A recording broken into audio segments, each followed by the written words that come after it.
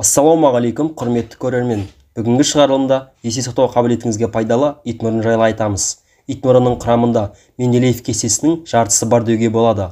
Итмұрынның тамыры, жапырағы, жемісі адам ағзасына өте шипалы. Құрамында аскорбин қышқылы қарақатқа қарағанда 10 есе, лимонға қарағанда 50 есе артық мөлшерде болады.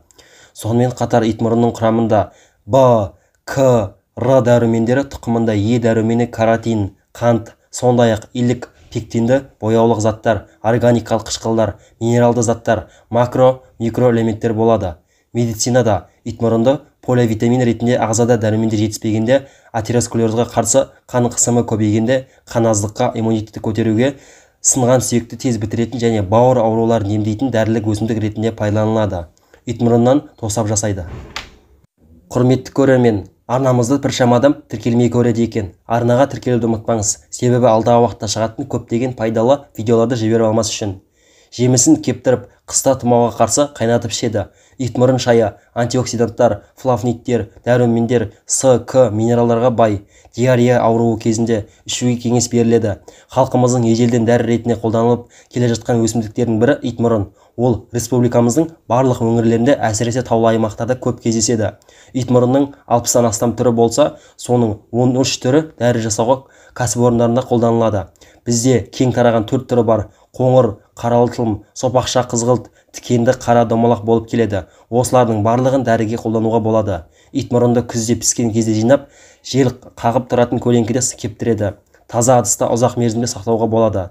Ал қыста қалып аяз ұрса, С дәруменінен айырылып қалады. Оның құрамында қант 18, С дәрумені 6%-ға дейін болса, бұл 40-50 есе қарақаттан 100 есе лимонның артық деген сөз. Адам осының 5-8 данасын күнделікті аспен бойына сіңірсе, қажетті дәруменде толық алды деп есептелінеді. В2, П, К, Е, каротин 12-18 мг пайыз, органикалық қышқылдар, алма және лимон заттары, эфир майлары, минералды тұз, темір, марганец, фосфор, кальций, молибден, кобальт, хром, мыс, тағы басқа да заттар көптеп кездеседі. Итмұрынның дәні ғана емес, жапырақтары мен гүлдерінде жинайды. Гүлінде эфир майлары көп болса, жапырақтарында С дәрумені баршылық.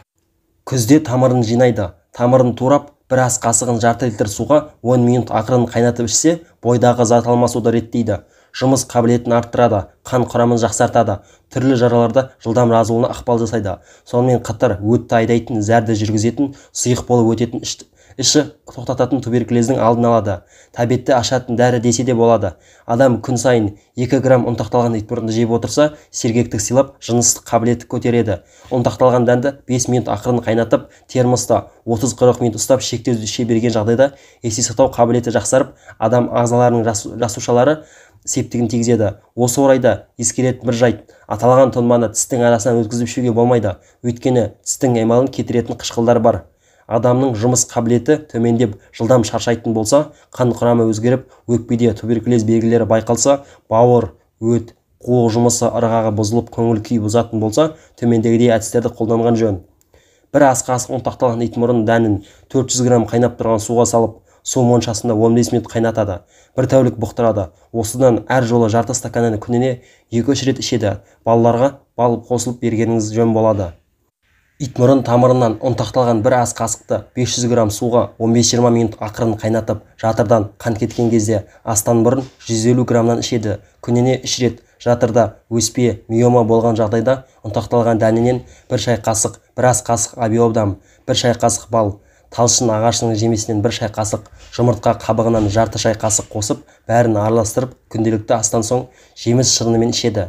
Қан аздыққа 2 ас қасық ұнтақталған дәнінен 500 грамм суға 10 минут ақырын қайнатып, бұқтырып, астан бұрын 150 граммнан қабылдайды. Күніне 3 рет. Зәрді ұстай алмайтын жағдайда 4 ас қасық ұнтақталған дәнді 1 литр суға 30 минут ақырын қайнатып, қайнап бола берген кезде 2 ас қасық гүлін ұнтағын салып, тағы да аз қайнатады. Бұқтырып қойып, таңертең кеш астан бұрын стаканмен ішеді. 15-20 күн емделуге болады. Көз бұлшықтанып, басқа да жеңіл желпі ауру болғанда, итмұрын гүлінен бір шай қасықты 300 грамм суға 15 минут ақырын қайнатып, тұндырып қойып, салқындағанда көзге жуады. Бетті осысымен жуса, терінің өңін келтіреді.